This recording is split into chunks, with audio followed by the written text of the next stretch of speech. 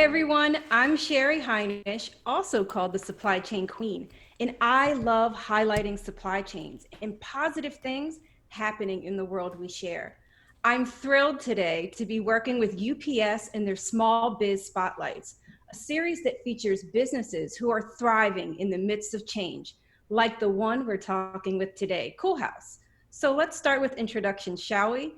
Natasha, can you tell us a little bit about your amazing company? Absolutely. Thanks for having me on. Well, Coolhaus is a women founded and led, very unique, decadent, delicious ice cream company. We have ice cream sandwiches and pints in both dairy and dairy free, and we're sold from our flagship store in LA, trucks around the country, and also distributed in about 7,000 grocery stores from Foods to Ralph's to Publix and Wegmans. Amazing. And the man who needs no introduction, Chris from UPS. Thanks so much. Thanks for having me. This is a great opportunity to sit down with one of our very cool customers. So I head up global marketing for UPS, and we operate in 220 countries and territories around the world, working with customers, helping them better serve their customers every day. So I wanted to start with you, Natasha, and can you tell us a little bit about your business? You operated primarily as a retail business with an events arm prior to COVID. Were you selling online then? Yeah, we were. We were doing. We do have an online store where we ship out, UPS, Next Ice, all of our prepackaged products, and some of the kind of maybe limited time only partnerships that we've done. And then, but it's a smaller fraction of the business pre-COVID, and some also on-demand business like ordering on demand from our retail shop or from grocery stores. Okay, so the pivot to e-commerce, I imagine that it was difficult for you when you had to close some retail operations. What was the first order of business in that critical pivot? I always, go to my team. I think having a strong team is so, so important. In the good times, you work together, you grow the business, but the toughest moment is really the challenge of a good team. So first looking at, do you have all the right people that are going to be able to wear different hats and do things outside of their comfort zone to survive? And for us, that first, grocery was where we were most leveraged. So we needed to make sure that we could meet the demand, get product to people. But let's also look at the shops and let's look at the events business, as you said, which could not operate even close to how we were. And can we bring that events business to an online experience? Can we ship out a birthday party? Can we ship out a brand partnership to hungry customers around the country? And so, do we have the team that can help set this up quickly and efficiently? And then I think, you get to the product, making sure that you have all the best offerings, that you're doing it in a safe way, and that you're doing it in a way where you can have a strong P&L and survive this. Yeah, I can't even imagine taking an ice cream business entirely online and the unique challenges that you've been able to navigate.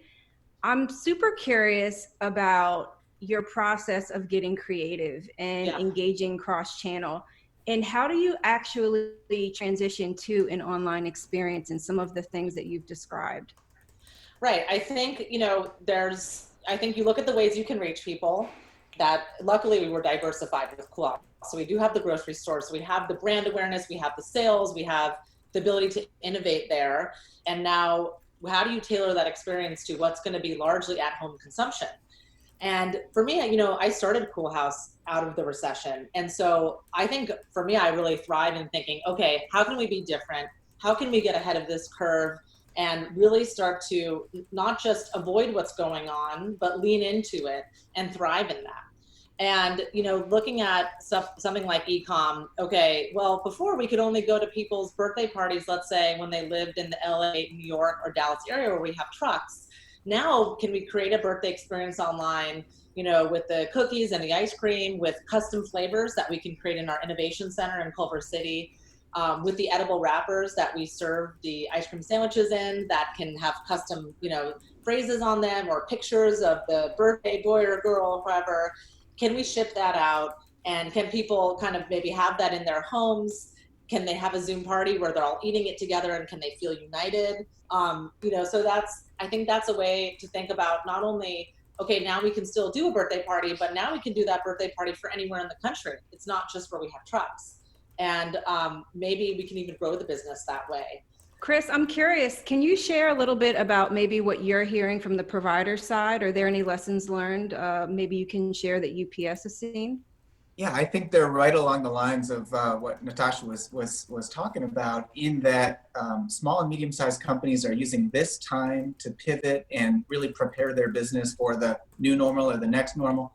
And whether it's ways to get more eyeballs with social, kind of working on their websites and design, the core product and innovation, and lastly, getting it to the customers where they are in new channels, in new ways.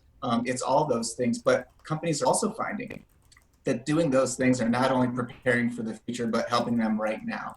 And I saw the quote, 3 years of progress in the last 3 months. And I think we're seeing that all over the place, especially with a company like Coolhaus. UPS has been supporting SMBs for a really long time. And I'm curious, what are you hearing from your customers and how are you incorporating that feedback into your services offering? The first thing we heard from customers: help us with information. What's going on in and around the economy. What can you help us in terms of pivoting our business with the solutions that you have? So we started to do things like we hosted webinars. We brought virtual consultations, which are still available to do one-on-one dialogues with customers. So the first kind of phase was, can you help me with some more information? And then we've moved in over the last month or so really into enabling our customers to transition into the world that we live in right now. And that along the lines that came with better visibility tools. So I may not be at my office as much anymore. How will I know exactly when my driver is going to come to pick up or maybe drop off? And so we have a solution called My Choice for Business that enables that greater level of visibility. For example, we have a tool called Smart Pickups. So customers that may not be shipping as often anymore don't need a driver to come each and every day. So a Smart Pickup just enables that service provider to come when there's a pickup.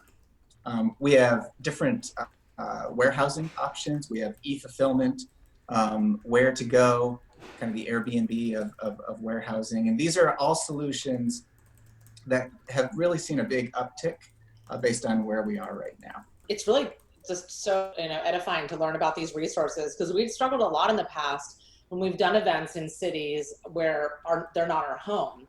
Like we've taken our trucks on like multi-city tours handing out ice cream, and you can't fit all of it on the truck. Where is it going to live when you need to go and pick up more? So knowing that, there's Airbnb of warehousing would be huge for us. I think about obviously how that could help in the past, but if I think about even this situation we're now in the future, we're looking at, the cloud kitchen model where we can have like pop-up retail in different cities, but it's really only a warehouse that you ship out from that can be ordered with on-demand ordering and fulfillment.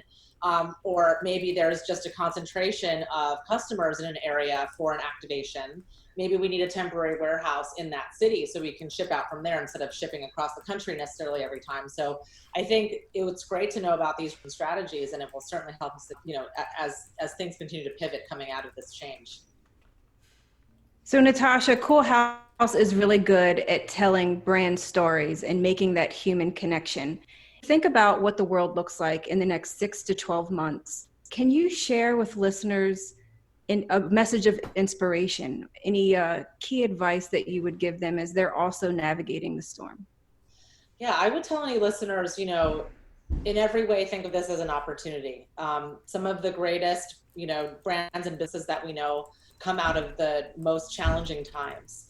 So think of how you can, in a way, capitalize on thinking about your business differently, pivoting, leaning in to more of a growth channel, and just make sure, however you do that, it reflects your passions and what brings you joy with the business. Because if you're going to work really, really hard at anything, you better make sure you love what you're doing. So I think with those two things together, that's your best chance for success. Natasha, Chris, thank you so much for sharing stories of inspiration today. There are positive and amazing things happening in supply chain, and thank you, UPS, for helping all the SMBs thrive in the midst of change. All the best, everyone, and thanks for tuning in.